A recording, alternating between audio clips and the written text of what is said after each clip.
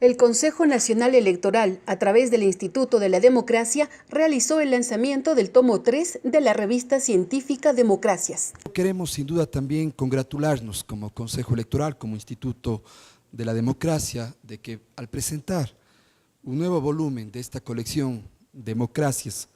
que puede presentarlo el Instituto de la Democracia y el Consejo Electoral, sin duda también es cumplir con las competencias y con las atribuciones que tiene la institución, y que hoy más que nunca estos temas tan importantes, no solo para el Ecuador, sino para el mundo entero, en una colección también de derecho comparado, de derecho electoral comparado, de temas de investigación comparadas, nos permite a nosotros poner dentro del marco de lo que significan las democracias, el debate, la reflexión, y como siempre lo decimos, el debate sobre la democracia, las reflexiones sobre la democracia, no debemos tenerle miedo. Peor desde el organismo electoral, desde el ente rector del sistema electoral, tenemos que más bien profundizar ese debate, profundizar esas reflexiones. Lo único que sí siempre hay que exigir es que ese debate y esa reflexión y esa crítica sea propositiva y constructiva de la institucionalidad. Así es que este aporte importante que hace el Instituto, que hace el Consejo Nacional Electoral, también que sea un granito más de arena en el aporte y en la reflexión justamente sobre ese sistema de gobierno que es el mejor sistema que ha inventado la humanidad, pero que también lo decimos, no es perfecto, es perfectible, como todo sistema político, como todo sistema electoral, y obviamente como institución estamos trabajando para dar ese aporte a eso. Así es que mi saludo afectuoso a los compañeros de la mesa directiva, a Natalia, a Lucita, a Mauricio, a Milton, agradecer a todos los compañeros del Consejo Nacional Electoral, agradecer la presencia del embajador de Brasil, de los investigadores que son coautores de esta publicación y que nos llena de orgullo que hayan podido escribir este libro como parte de las colecciones del Consejo Nacional Electoral, a Ilana Aló Cardoso, investigadora de Brasil, agradecer también a Diego Pérez, investigador de acá del Ecuador, a mi amigo Juan Peña, consejero del Consejo de Participación Ciudadana y Control Social, gracias por acompañarnos, a todos los estudiantes, a los docentes, a los investigadores y a los compañeros del Consejo Nacional Electoral, a todos ustedes, muy buenas tardes y gracias por acompañarnos. Dentro de lo que significa el día de hoy presentar precisamente esta colección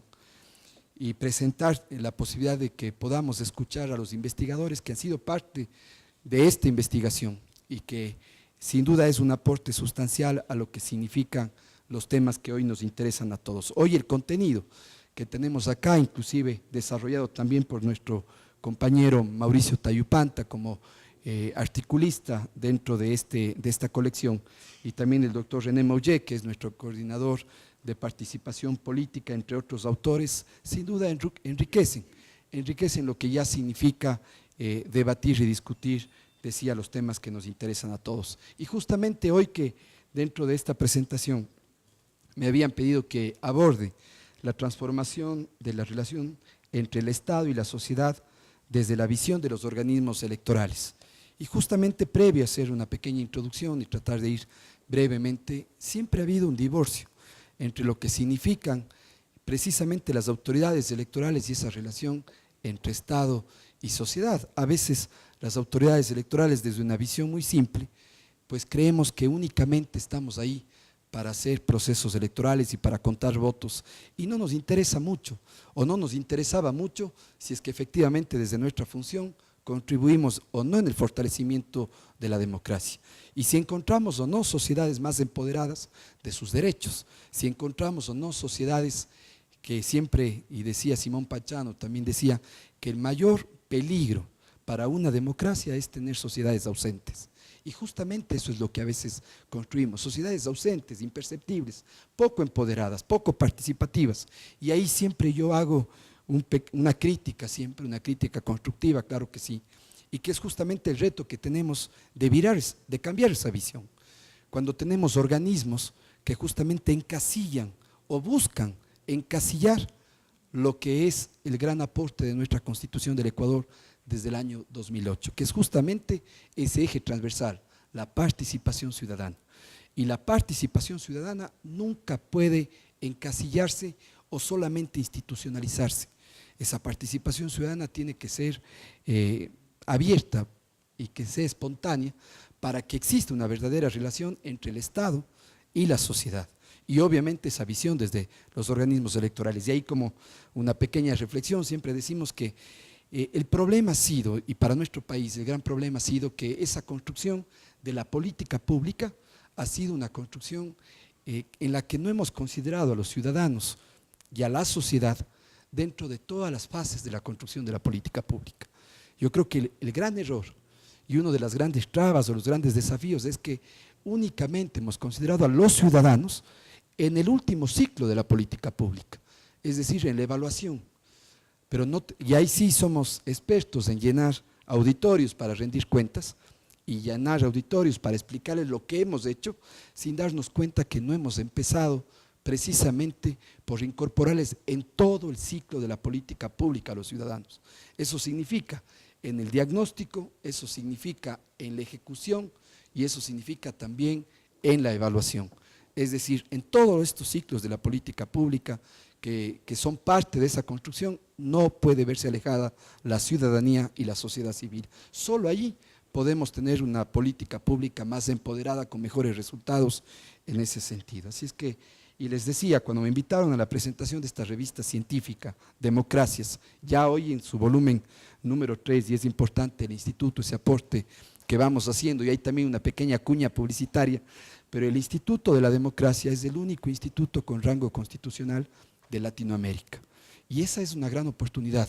Y le hemos dicho a Milton y a los compañeros del instituto que esa gran oportunidad tiene que plasmarse en que sea un instituto que realmente sea el corazón de los ecuatorianos en cuanto a una visión plural de diálogo abierta con varios enfoques, en donde no hay una sola visión, sino hay visión que siempre tiene que ser contrastada y el instituto tiene esa obligación. Y les decía, en esta revista científica pensaba en los desafíos que existen en esa relación importante y al mismo tiempo de múltiples complejidades entre el Estado y la sociedad a partir de la visión de los organismos electorales. Con estos antecedentes, la ponencia la quiero dividir en 3 partes fundamentales. El primero es la interpretación del Estado en el contexto de nuestras democracias y en todo el mundo y de forma específica de las instituciones que tenemos como línea de trabajo y compromiso el mejoramiento continuo de los procesos electorales. Una de las bases fundamentales de todo organismo electoral es cómo mejoro mis prácticas electorales. Y no solamente cómo mejoro, sino también a la par de cómo mejoro, cómo fortalezco la democracia. Y ahí es justamente una de las visiones internacionales de la democracia, si se puede decir así, o de los organismos electorales, que hoy, inclusive en UNASUR, por ejemplo, que hemos conformado el Consejo Electoral de UNASUR, la gran ruptura es pasar de la observación y el acompañamiento electoral que hoy tenemos los organismos o los estados que pedimos a los organismos electorales que acompañen, a pasar a una verdadera cooperación electoral.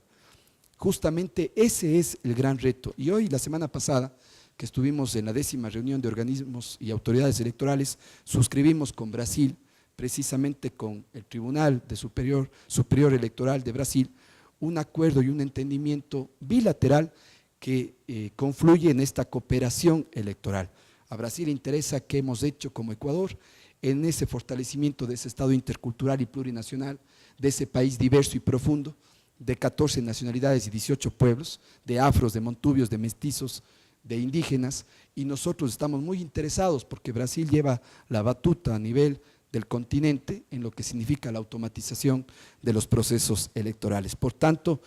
hemos planteado ya con su presidente una hoja de ruta rompiendo ese paradigma y ese enfoque de esa visión de lo que tienen que hacer los organismos electorales en materia de cooperación y en su relación, obviamente, con el Estado y con la sociedad,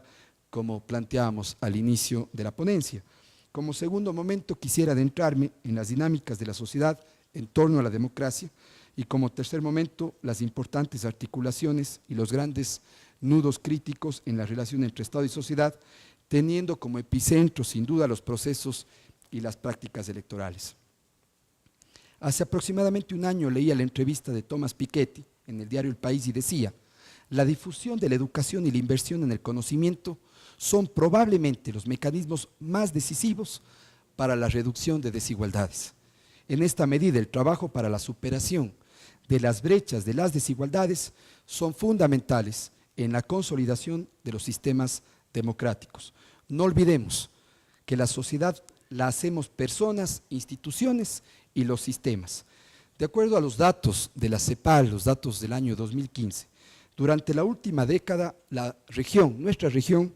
ha mejorado la distribución del ingreso. Sin embargo, a pesar de avances en este sistema, como la reducción del diferencial salarial entre trabajadores calificados y no calificados y el aumento del empleo, en América Latina sigue siendo la región con más desigualdad del planeta. Grandes antecedentes y recuerdos también, apenas hace 4 décadas,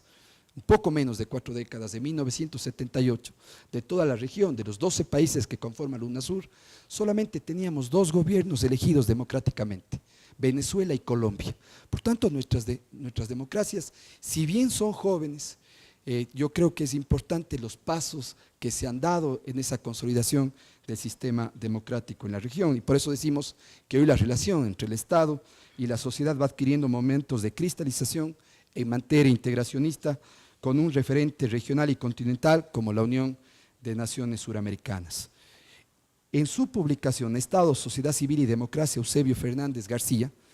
catedrático de Filosofía del Derecho de la Universidad Carlos III de Madrid, señala que el problema de las democracias establecidas, tanto de las existentes como de las vigentes en los estados de bienestar, es que se confían,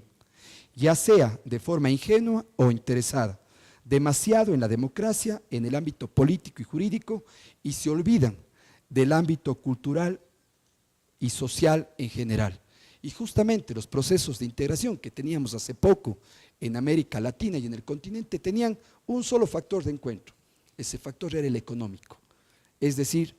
el factor económico primaba sobre cualquier otro tipo de factor. Y esa es la gran diferencia con ese proceso integracionista de la Unión de Naciones Suramericanas, en donde el factor económico no es el único factor, ni es el más importante. Tenemos factores culturales, políticos, sociales, que hacen de este proceso de integración su riqueza real y efectiva, y en eso, en la relación entre estados y sociedad civil. El reto es, además de las estabilidades democráticas de la región, lograr esa estabilidad democrática, y yo creo que aquí también es importante dejar sentado que hoy ningún gobierno ni siquiera se pone a pensar a la hora de defender la democracia en el continente. Y yo creo que ese es un paso fundamental y sustancial que se ha conseguido dentro también de este proceso de integración. Lo que sí es fundamental para tener una relación y atención permanente, la importancia, sin duda alguna, de lo que siempre planteamos también de forma clara, la honestidad y la ética fundamentada en valores democráticos. Porque no podemos perder de vista lo que decía también José Saramago, decía, todo cielo tiene su Lucifer y todo paraíso su tentación. En ese momento de análisis es fundamental adentrarnos sobre qué entendemos como sociedad dentro de esta relación y quiénes conforman ese ámbito de lo público y cómo entramos como organismos electorales en ese amplio debate. Quisiera remitirme a una publicación que nos puede dar algunas luces para comprender la actoría social y la acción colectiva de sujetos diversos. En el texto académico de Alain Touraine, que decía, los movimientos sociales, objeto particular o problema central del análisis sociológico. Es interesante cómo el autor nos conecta con interpretaciones en torno a los movimientos sociales y la repercusión de la absorción de estos movimientos por el Estado. Hoy inclusive quiero compartirles que este rato en el Ecuador, en el país, a esta fecha, tenemos 151 organizaciones políticas inscritas, de las cuales 12 son de carácter nacional y 139 son de carácter provincial, cantonal y parroquial. Eso sin duda refleja una gran diversidad de lo que significan organizaciones políticas, pero también reflejan una crisis partidaria, una crisis de movimientos que no siempre son ese puente real y efectivo entre sociedad y poder público. ¿Qué es lo que buscamos de las organizaciones políticas? Que sean ese puente. Y hoy justamente ese es el rol del organismo electoral. Un organismo electoral que a veces dice qué es lo que hace, reparte el poder político a través de procesos electorales, garantizando la voluntad de la gente, y por eso precisamente en esa gran triada estamos los organismos electorales, la sociedad civil y obviamente el Estado dentro de lo que significan esta normativa y este sistema político y electoral. Y ahí también tenemos una gran diferencia que marcó un punto de ruptura desde el año 2008 en nuestra Constitución, que en octubre cumplió 7 años, y que es justamente que el Ecuador tiene, además de esa clásica división de funciones y de poderes de Montesquieu de hace muchos siglos, ejecutiva, legislativa y judicial, en el Ecuador tenemos también la función de transparencia y la función electoral. Y justamente eso implica nuevas sociedades, nuevas modernidades que también tienen que irse fortaleciendo, adaptándose y mejorando. Y a veces tenemos esa extraña sensación de que toda época pasada es mejor. Y lo que podemos encontrar dentro del sistema electoral, dentro del sistema político, de todo lo que significa financiamiento, control, gasto electoral, promoción, de lo que significa participación política, procesos electorales, procesos democráticos de las organizaciones políticas, internos, democracia interna, sin duda avances significativos en nuestro sistema electoral y en nuestro sistema político. Y les decía, también dentro del Código de la Democracia, en estas transformaciones también juega un papel fundamental lo que Lorenzo Córdoba, consejero presidente del Instituto Nacional Electoral de Elecciones de México, dijo hace menos de una semana durante la inauguración del curso interamericano de democracia y elecciones, abro comillas. Lorenzo, el presidente, decía: una de las grandes virtudes de un sistema democrático es poder dirimir en un ámbito de paz. Y añadía que dentro de los ideales de un proceso están las reglas y que estas reglas deben ser conocidas, reconocidas y aceptadas por todos los actores. Al mismo tiempo hizo un llamado a que las ciudades se involucren, los ciudadanos, perdón, se involucren en la vida pública. Y justamente decía aquí Lorenzo dentro de esa reflexión que justamente el más grande reto es conseguir un continente con paz. Y en eso tenemos la suerte, sin duda, de apenas del conflicto, no es apenas, pero de ese conflicto interno que tiene Colombia, que sabemos nosotros y que afecta a la región, pero que es un continente que tiene unión, que tiene paz y que hasta muy poco vivíamos de espaldas o vivimos de espaldas unos con otros en los países, pero siempre interrelacionados y siempre con un bajo mismo principio. La unidad, sin duda, como decreto inexorable del destino, como lo decía el gran Simón Bolívar. Estos procesos de diálogos, consensos, mediaciones, considero que son fundamentales para los retos que tenemos los organismos electorales en las relaciones entre el Estado y la sociedad. Por tanto, para concluir y para ir terminando y para no cansarles, quisiéramos escucharles a los investigadores, a quienes realmente han dado mucho aporte en estos temas. Y les decíamos, esto representa otro desafío, el rol de la nueva gestión pública, el rol del Estado y de sus servidores en establecer canales abiertos y democráticos con la ciudadanía en el contexto de las nuevas tecnologías de la información y de la comunicación, un reto importantísimo. A nuestras sociedades y a los sistemas democráticos nos quedan caminos donde aún tienen muchos retos que afrontar, tanto al interior de los estados como de la ciudadanía y su acción individual y colectiva. El fortalecimiento de nuestros sistemas políticos no puede limitarse, y lo decimos permanentemente. Este fortalecimiento no puede verse limitado a respetar solo esos pozos ciegos de ciclos electorales, de elecciones cada 2, cada 4 años, que hoy inclusive en nuestras democracias son mucho más dinámicas y mucho más activas que antes, reconociendo verdaderos mecanismos de democracia directa o como es en nuestro Ecuador, con esa triada de nuestra democracia representativa, de nuestra democracia participativa y directa y de nuestra democracia comunitaria. Y también lo decimos, las dos únicas constituciones en el mundo que hablan de democracia comunitaria es la boliviana y la ecuatoriana. Nosotros en el 2008, Bolivia en el 2009, aunque tenemos muchos retos y muchas cosas por escribir ahí,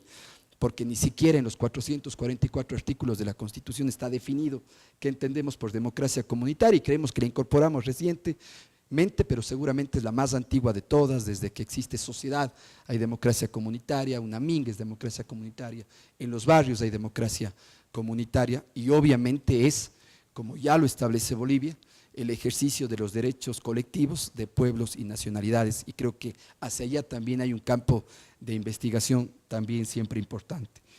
Y decía, la consolidación de la democracia se verifica en el trabajo cotidiano de los estados y en la riqueza política de nuestras comunidades, nuestro caso, decía, es Ecuador diverso, la ampliación y el fortalecimiento de los mecanismos colectivos para la difusión y defensa del orden democrático cobra enorme relevancia para promover la institucionalidad democrática, el Estado de Derecho, el orden constitucional y la paz social de nuestros pueblos. Como dijera Gabriel García Márquez, yo creo que todavía no es demasiado tarde para construir una utopía que nos permita compartir la tierra. Muchísimas gracias a todas y a todos.